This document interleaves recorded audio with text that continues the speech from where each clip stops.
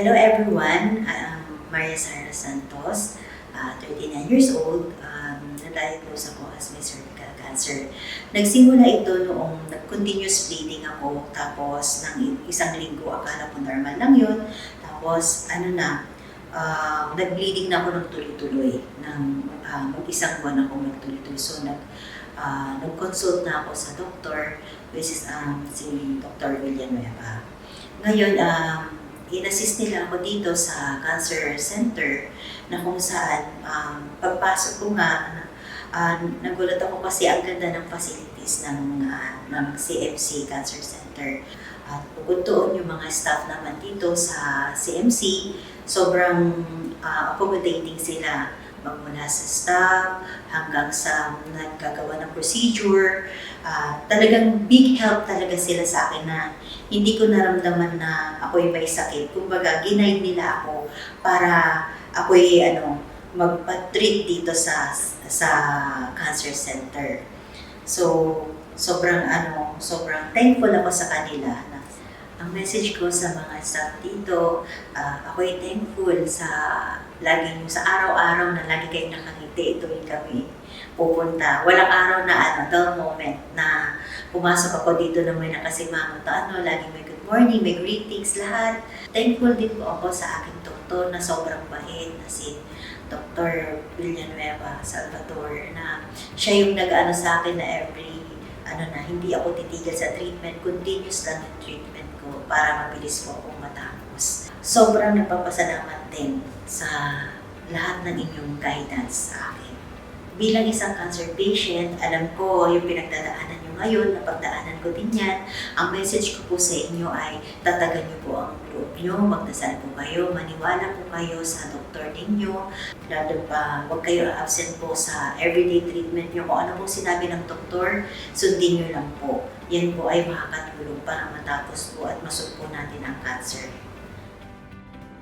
Magandang araw po sa inyong lahat. Ako po si Dr. Diana Tuanyo Estrellas. Isa po ako sa mga radiation oncologists dito sa Calamba Medical Center, Cancer Center. Naging pasyente po namin dito sa Radiation Oncology Department si Ms. Maria Sara Santos, ang ating pasyente na may cervical cancer. Ang cervical cancer po is a very common na cancer, no? Marami pong babae, unfortunately, ang may bukol na ito. Ito po ay bukol na hindi maganda sa kwelyo ng matres o sa cervix. Nalalaman po na meron tayong cervical cancer, no? Kapag kadalasan ang babae ay nagdudugo sa puwerta, at kadalasan rin po siya po ay may nararamdamang kirot sa puson at sa likod, no? Ang gamutan po natin for cervical cancer ay chemotherapy, radiation therapy, at brachytherapy po. Ang radiation therapy po, ito po ay mga ilaw or x-ray na fino-focus po natin sa kwelyo ng matres, sa bukol, para lumiit yung bukol, no? Para malusaw po ang ating bukol. Ang chemotherapy naman po ay tinatawag natin na sensitizer.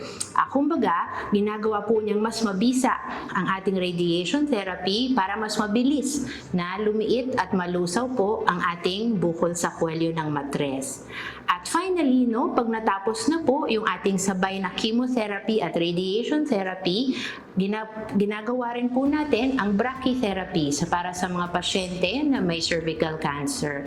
Ang brachytherapy po ay isang type of radiation therapy kung saan meron pong pinapasok ang mga doktor, no, sa puwerta po para lang mas mabilis na malusaw talaga ang ating bukol po sa kwelyo ng matres. Ang gumagawa po ng chemotherapy para sa cervical cancer ay ang ating mga gynecologic oncologist or ang ating mga gyne-onco, at ang gumagawa ng radiation at brachytherapy ay kami pong mga radiation oncologists, no? Important to know, chemotherapy for cervical cancer, radiation therapy, brachytherapy, and the gyne-oncos and the radiation doctors are all available po in Calamba Cancer Center. We're all here waiting for you, no? So just in case po, wag naman sana kayo po ay makaramdam ng mga sintomas na aking nabanggit, no? Wag pong mag-hesitate na magpatingin dito sa Calamba Cancer Center para magamot po tayo ng maaga.